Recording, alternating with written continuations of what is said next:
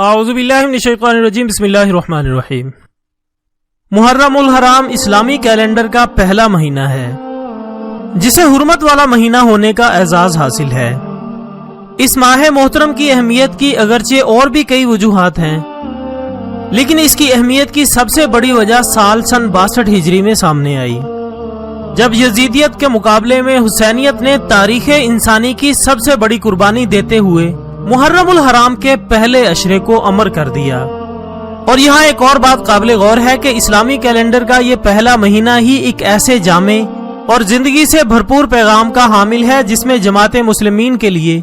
اس کائنات کی تعمیر کے تمام راز پنہاں ہیں۔ لیکن آج کی اس ویڈیو میں ہم واقعہ کربلا کے اسباب بیان کرنے کی کوشش کریں گے،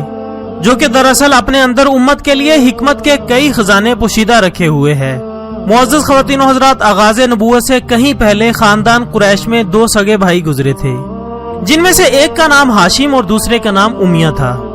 ہاشم کو ان کی نیک سیرتی اور خانہ خدا کے متولی ہونے کی بدولت معاشرے میں ایک باعزت اور قابل احترام مقام حاصل تھا،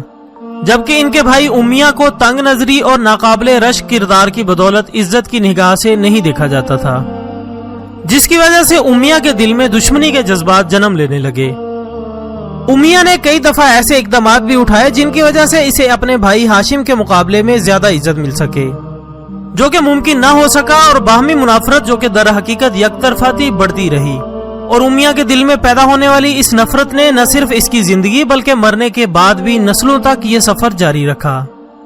جبکہ ہاشم کی اولاد کو آگے چل کر بنو ہاشم اور اسی طرح امیہ کی اولاد کو بنی امیہ کا لقب دیتے ہوئے یہ دونوں خاندان قریش کی 2 شاخوں میں تبدیل ہو گئے۔ ناظرین گرامی، یہ سن 571 عیسوی کا سال تھا جب اللہ رب العزت نے اس کائنات پر اپنی رحمتیں تمام کرنے کا فیصلہ کرتے ہوئے بنو ہاشم کے ایک فرد حضرت عبداللہ کے گھر ان کے دنیا سے رخصت ہونے کے بعد جناب آمنہ رضی اللہ تعالی عنہ کے ہاں اپنا آخری رسول بھیجا۔ اور اس صبح ایک یہودی نے اہل یہود کو مخاطب کرتے ہوئے کہا کہ اے اہل یہود، گزشتہ شب میں نے آسمان پر اس ستارے کو دیکھ لیا ہے جو آخری نبی صلی اللہ علیہ وآلہ وسلم کی آمد کی نشانی تھی۔ سو اس نے آپ صلی اللہ علیہ وآلہ وسلم کی زیارت کرنے کے بعد ایک ٹھنڈی آہ بھرتے ہوئے کہا کہ افسوس، نبوت آج بنی اسرائیل کے گھر سے رخصت ہو گئی۔ ناظرین گرامی، انتہائی کم پڑھے لکھے مسلمان بھی جانتے ہیں کہ آپ کی پرورش کس ماحول میں ہوئی، اور جب آپ شعوری عمر میں داخل ہوئے تو بدترین دشمن بھی آپ کو صادق اور امین کہنے پر مجبور تھے۔ یہ دراصل اس کردار کا معجزہ تھا جو فطرت کی سرپرستی میں اللہ نے آپ کو عطا فرمایا تھا۔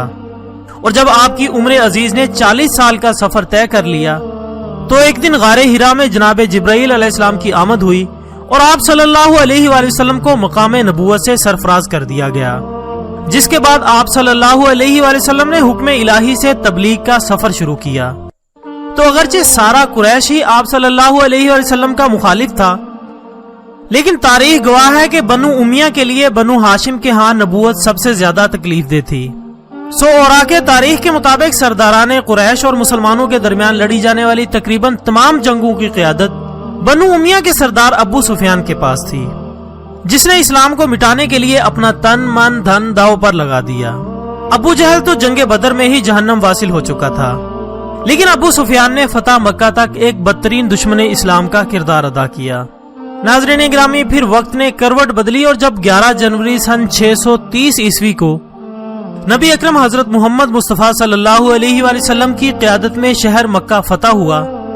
تو اس وقت ابو سفیان جناب عباس رضی اللہ تعالیٰ عنہ کے ساتھ ایک خاص مقام پر کھڑے ہو کر عظمت اسلام کے ان روح پرور لمحات کا نظارہ کر رہے تھے۔ انہوں نے حضرت عباس رضی اللہ تعالیٰ عنہ سے کہا کہ عباس، تمہارا بھتیجا تو بڑا بادشاہ بن گیا ہے، جس پر آپ نے انہیں قبول اسلام کی دعوت دی اور بارگاہ رسالت مآب صلی اللہ علیہ وآلہ وسلم میں لے گئے۔ آپ نے نہ صرف حضرت ابو سفیان کو مشرف با اسلام کیا بلکہ ان کے گھر کو دارالامان بھی قرار دیا، اور اس موقع پر ان کی اہلیہ حضرت ہندہ نے بھی اسلام قبول کیا۔ ناظرین، یہ وہ موڑ تھا جب بنو امیہ بھی کاروان اسلام کا حصہ بن گئے، اور پھر اس کے بعد انہوں نے اپنے صاحبزادے حضرت امیر معاویہ رضی اللہ تعالی عنہ سمیت زندگی بھر اسلام کی خدمت کی اور قبائلی دشمنی دم توڑ گئی۔ لیکن بنو امیہ کا قبول اسلام اس وقت ہوا جب آپ صلی اللہ علیہ وآلہ وسلم اپنے منصب نبوت سے تقریباً انصاف کر چکے تھے، اور پھر کچھ ہی وقت کے بعد اس دنیا سے تشریف لے گئے، جبکہ حضرت امیر معاویہ رضی اللہ تعالیٰ عنہ کو کاتب وحی ہونے کا شرف بھی حاصل ہوا۔ فتح مکہ کے موقع پر حضرت ابو سفیان رضی اللہ تعالیٰ عنہ کے قبول اسلام کے بعد یہ دشمنی اگرچہ کچھ وقت کے لیے دب گئی، لیکن پھر بعد ازاں جب تیسرے خلیفہ راشد حضرت عثمان رضی اللہ تعالیٰ عنہ جو کہ بنو امیہ سے ہی تعلق رکھتے تھے، ان کے عہد میں مروان، جن کو عہد نبوی میں ناپسندیدہ شخصیت قرار دیا جا چکا تھا، ایک دفعہ پھر مدینے واپس آ گیا اور اہم ذمہ داریاں سنبھال لیں۔ لیکن جناب عثمان رضی اللہ تعالیٰ عنہ کے ایک قول کے مطابق آپ اسے حضور رسالت مآب صلی اللہ علیہ وآلہ وسلم سے معافی دلوا چکے تھے، اور اسی شخص کی وجہ سے باغیوں کا ایک گروہ حضرت عثمان رضی اللہ تعالیٰ عنہ کی شہادت کا باعث بنا، جس کے بعد حضرت علی رضی اللہ تعالیٰ عنہ کو چوتھا خلیفہ راشد بنایا گیا۔ لیکن اس وقت ملک شام میں حضرت امیر معاویہ کی حکومت تھی، جو کہ اسلامی سلطنت کا ایک صوبہ تھا۔ حضرت امیر معاویہ نے جناب علی المرتضیٰ سے قصاص عثمان لینے کا مطالبہ کر دیا، جس کے بارے میں خلیفہ رسول صلی اللہ علیہ وآلہ وسلم کی یہ رائے تھی کہ حالات کا تقاضا ہے کہ ابھی اس مسئلے کو نہ چھیڑا جائے، کیونکہ اس وقت باغیوں کی تعداد ہزاروں میں ہے۔ لیکن جناب امیر معاویہ رضی اللہ تعالیٰ عنہ نے اس دلیل کو تسلیم کرنے سے انکار کر دیا۔ اور دوستو، یہ اسلامی تاریخ کا وہ تکلیف دہ دن تھا جب مسلمانوں نے خود اپنے ہی مسلمان بھائیوں کے خلاف دو جنگیں لڑیں۔ پہلی جنگ اس وقت جب حضرت عائشہ صدیقہ رضی اللہ تعالی عنہا کے علم میں لایا گیا کہ حضرت علی قصاص عثمان لینے کے لیے تیار نہیں ہیں، جس کے نتیجے میں جنگ جمل کا واقعہ پیش آیا، جبکہ دوسری جنگ حضرت امیر معاویہ رضی اللہ تعالیٰ عنہ اور حضرت علی رضی اللہ تعالیٰ عنہ کی فوجوں کے درمیان لڑی گئی، جسے جنگ صفین کے نام سے موسوم کیا جاتا ہے۔ اس جنگ میں جب شامی فوجوں کو شکست نظر آنے لگی تو نیزوں پر قرآن بلند کر کے اسے حکم ٹھہرانے کا مطالبہ کر دیا گیا۔ حضرت علی رضی اللہ تعالیٰ عنہ اس جنگی چال کو سمجھ چکے تھے، لیکن ان کی فوج میں شامل بعض لوگ، جن کو خوارج کے نام سے یاد کیا جاتا ہے، ان کے زور دینے پر آپ کو یہ مطالبہ تسلیم کرنا پڑا، جس کے بعد شامی حکومت کی طرف سے حضرت عمر بن عاص اور حضرت علی رضی اللہ تعالیٰ عنہ کی طرف سے معمر صحابی حضرت ابو موسیٰ الاشری کو حاکم ٹھہرایا گیا، لیکن اس کے باوجود صلح کے مقاصد حاصل نہ ہو سکے۔ حضرت علی المرتضیٰ رضی اللہ تعالیٰ عنہ کا عہد اسی باہمی مسابقت میں گزر گیا، حتیٰ کہ آپ کی شہادت کا سانحہ پیش آ گیا، اور اس کے بعد آپ کے صاحبزادے حضرت حسن رضی اللہ تعالیٰ عنہ نے اقتدار سنبھال لیا۔ لیکن صرف 6 ماہ کے قلیل عرصے کے بعد ہی آپ نے یہ کہہ کر کہ آپ مسلمانوں کے درمیان کشت و خون کو پسند نہیں کرتے، خلافت سے دستبردار ہو گئے، اور اب پوری مملکت اسلامیہ حضرت امیر معاویہ رضی اللہ تعالیٰ عنہ کے زیر نگرانی ہو گئی۔ گویا شہادت عثمان رضی اللہ تعالیٰ عنہ تاریخ اسلام کا وہ موڑ تھا جس نے مسلمانوں کو 2 حصوں میں تقسیم کر دیا، اور اس کے فوراً بعد حضرت علی رضی اللہ تعالیٰ عنہ، جن کا تعلق بنو ہاشم سے تھا، اور حضرت امیر معاویہ جو کہ بنو امیہ سے تھے، ان کے درمیان ایک دفعہ پھر وہی پرانی دشمنی لوٹ آئی، جس کو ختم کرنے کی آخری کوشش امام حسن رضی اللہ تعالیٰ عنہ نے خلافت سے دستبردار ہونے کی صورت میں کی۔ لیکن دوستو، وقت کی ترتیب میں کچھ اور ہی لکھا تھا، اور ہونی کو برحال ہو کر رہنا تھا،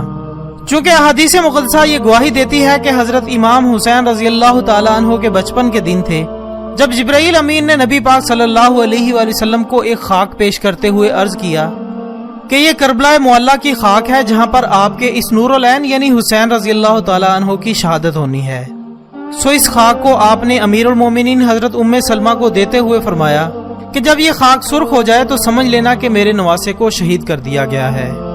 ایک اور حدیث کے مفہوم کے مطابق ایک دفعہ نبی صلی اللہ علیہ وآلہ وسلم نے حضرت امیر معاویہ سے فرمایا کہ مجھے تمہاری کوکھ سے اپنی آل کی دشمنی کی بو آتی ہے،